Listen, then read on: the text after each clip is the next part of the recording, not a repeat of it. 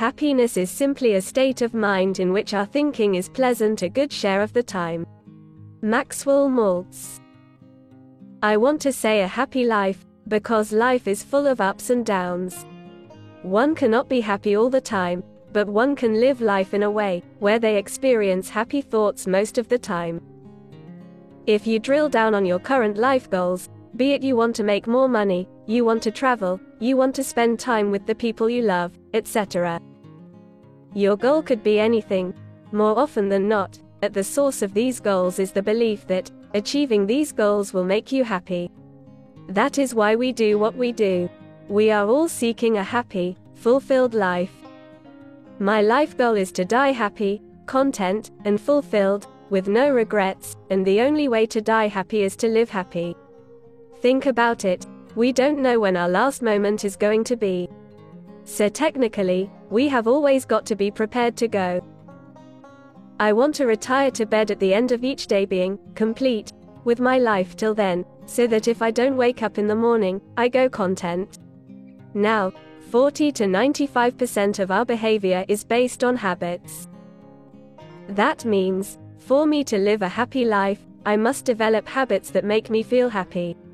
In the pursuit of this goal, I have discovered that practicing these 6 habits every day ensures that I live a happy life and eventually die happy.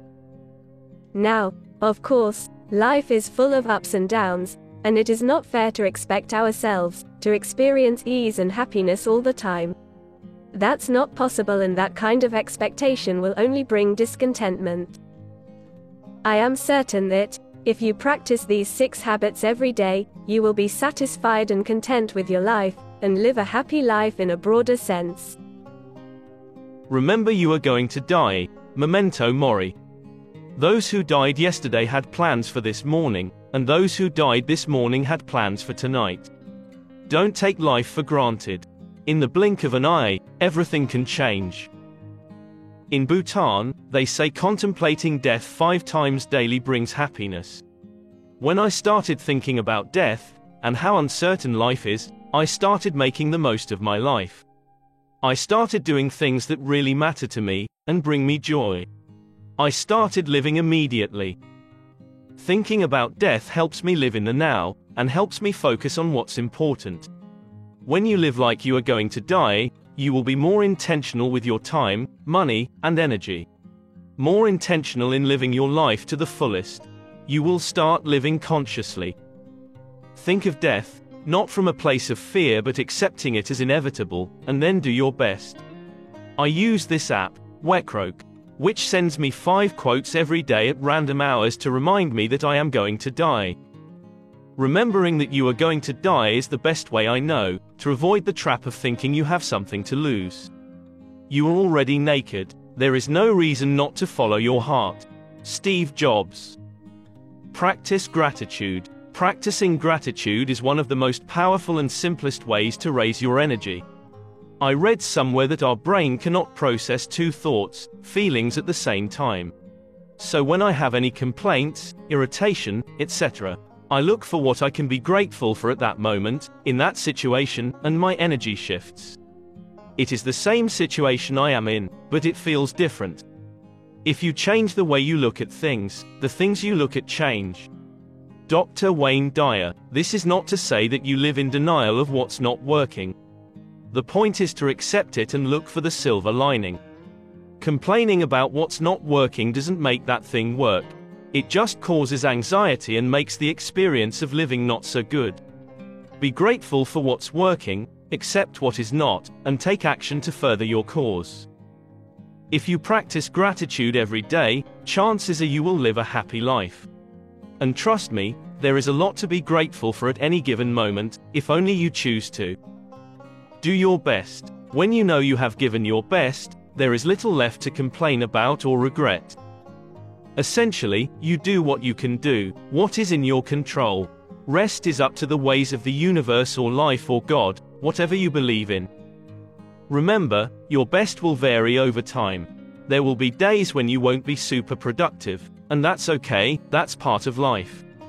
For example, when you are struggling with your physical or mental health, your best may look like getting out of bed, taking a shower, and eating healthy. Avoid falling into the trap of beating yourself up, thinking you could have done things better. Hindsight is always 20/20. Sometimes life just comes at us, and we deal with it the best we can at that moment. Action may not always bring happiness, but there is no happiness without action. Benjamin Disraeli. As long as you know you gave your best, you are going to live a happy life. Acknowledge your progress. We, as human beings, love being acknowledged and rewarded. Acknowledging your progress puts not only things in perspective, but also acts as an internal motivation mechanism. Focus your energy on what's working, what you are doing right, the actions you are taking toward your goals, and what you are proud of yourself for. All of this helps you feel better about yourself, your life, and your progress, and builds momentum. Where attention goes, energy flows and results show. T. Harv Eker. Practice acceptance. Accepting things as they are and as they are not, is the final nail in the coffin, pun intended.